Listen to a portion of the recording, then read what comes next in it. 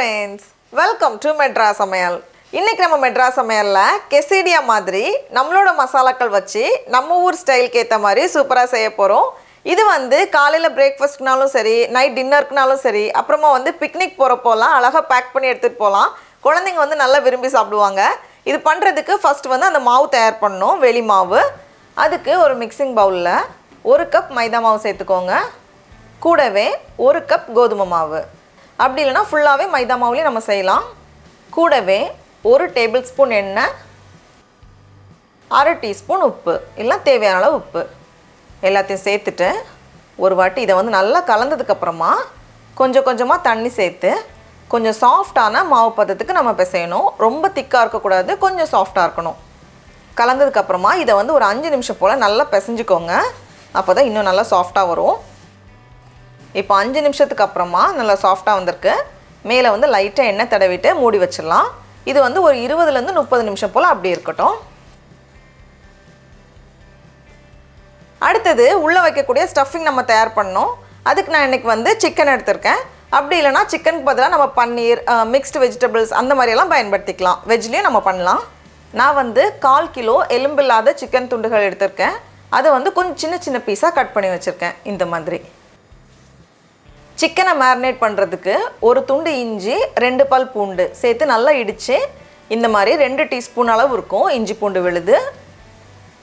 கூடவே 1/4 teaspoon garam masala, 1/2 teaspoon சீரகத்தூள், 1 teaspoon மிளகாய்த்தூள், அப்புறமா 1 டேபிள் ஸ்பூன் எண்ணெய், கூடவே பாதி எலுமிச்சை பழத்தோட சாறு, கடைசியாக தேவையான அளவு உப்பு எல்லாத்தையும் சேர்த்துட்டு இதை வந்து நம்ம நல்லா கலந்து வச்சிடலாம். இதுவும் வந்து ஒரு 20லேருந்து 30 நிமிஷம் போல் அப்படி இருக்கட்டும். அப்போ தான் அந்த மசாலா உள்ளே இறங்கும். மாவு ஊறினதுக்கப்புறமா இதை வந்து விரிச்சிட்டு நம்ம லைட்டாக வேக வச்சு எடுக்கணும். அதுக்கப்புறமா ஸ்டஃப் பண்ணிட்டு மறுபடியும் நம்ம வேக வைப்போம்.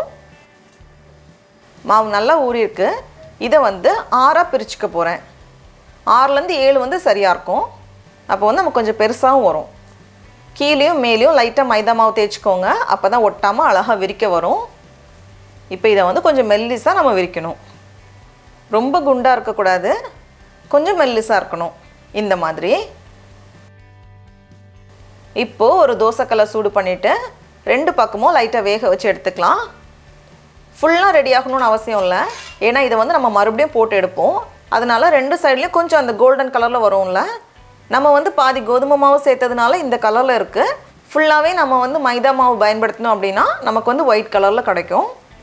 இப்போது 2 பக்கமும் இந்த மாதிரி வெந்ததுக்கப்புறமா எடுத்து நம்ம வெளியே வச்சிடலாம். பாருங்கள், எல்லாமே நல்லா சாஃப்டாக அழகாக வந்திருக்கு. இந்த மாதிரி இருக்கணும். வெளியே வைக்கக்கூடிய அந்த டாட்டியா ஷீட் எல்லாமே ரெடியாக இருக்குது. இனி வந்து நம்ம சிக்கனை வேக வச்சிடலாம். அதுக்கு ஒரு பேனில் 2 டேபிள் ஸ்பூன் போல் எண்ணெயை சூடு பண்ணிக்கோங்க. எண்ணெய் சூடானதும் நம்ம மசாலா சேர்த்து வச்சுருக்க சிக்கன் துண்டுகள்லாம் உள்ளே சேர்த்துடலாம். சேர்த்துட்டு இது வந்து கொஞ்சம் நல்லா ரோஸ்ட் ஆகணும். உங்களுக்கு கொஞ்சம் சாஃப்டாக வேணும் அப்படின்னா இந்த ஸ்டேஜ்லேயே நம்ம எடுத்துடலாம். ஆனால் நான் வந்து இன்னும் கொஞ்சம் ரோஸ்ட் பண்ண போகிறேன். அப்போ வந்து சாப்பிடும்போது இன்னும் நல்லாயிருக்கும். இப்போ பாருங்கள், இந்த அளவுக்கு நல்லா ரோஸ்ட் ஆனதுக்கப்புறமா இதில் வந்து ஒரு வெங்காயம், அதை வந்து கொஞ்சம் நீளமாக வெட்டி வச்சுருக்கேன். அதையும் உள்ளே சேர்த்துட்டு இன்னும் 2 நிமிஷம் போல் நம்ம வேக வச்சா போதும். அப்போ தான் வெங்காயமும் கொஞ்சம் கடிப்பட்டு நல்லாயிருக்கும். இப்போ 2 நிமிஷத்துக்கு அப்புறமா நம்ம ஸ்டவ் ஆஃப் பண்ணிடலாம். நம்ம செஞ்சு வச்சுருக்க ஷீட்லேருந்து ஒன்று எடுத்துகிட்டு இந்த ஒரு சைடில் வந்து நம்ம ரெடி பண்ணி வச்சுருக்க சிக்கன், மேலே வந்து கொஞ்சம் சீஸ் வைக்கணும். அதுக்கு நான் இன்றைக்கி வந்து இந்த மாதிரி துருவின சீஸ் எடுத்திருக்கேன். அப்படி இல்லைனா நமக்கு வந்து கடைகளில் ஷீட் மாதிரி கிடைக்கும்ல, அதையும் அப்படியே சேர்த்துக்கலாம். அப்படி இல்லைனா சின்ன சின்னதாக கட் பண்ணி கூட இந்த மாதிரி நம்ம சேர்த்துக்கலாம். மறுபடியும் தோசைக்கல்லை சூடு பண்ணிவிட்டு கொஞ்சமாக எண்ணெய், அப்படி இல்லைனா வெண்ணெய் சேர்த்தாலும் ரொம்ப நல்லாயிருக்கும்.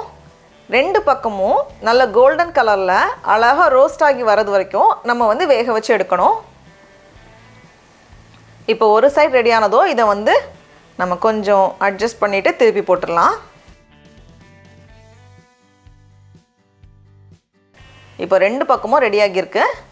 இதை எடுத்து நம்ம வெளியே வச்சிட வேண்டியதுதான். இதை வந்து நம்ம அப்படியே சாப்பிட்றதுனாலும் ஓகே, இல்லை 2 பீஸாக கட் பண்ணி வச்சோம் அப்படின்னா எடுத்து சாப்பிட்றதுக்கு ஈஸியாக இருக்கும். ஒன்றை வந்து நான் பிச்சு காமிக்கிறேன். சீஸ்லாம் அழகாக உருகி ரொம்ப சூப்பராக வந்திருக்கு.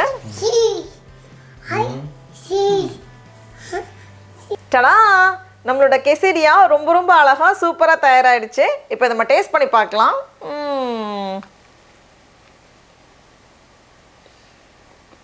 ரொம்ப ரொம்ப நல்லாயிருக்கு. நீங்களும் கண்டிப்பாக இந்த ரெசிபியை வீட்டில் செஞ்சு பாருங்கள். உங்களுக்கு இந்த வீடியோ பிடிச்சிருந்துச்சுன்னா மெட்ராஸ் சமையலுக்கு சப்ஸ்கிரைப் பண்ணுங்கள். நான் வின் சுவையரம்பு ஹெல்மலரட்டும்.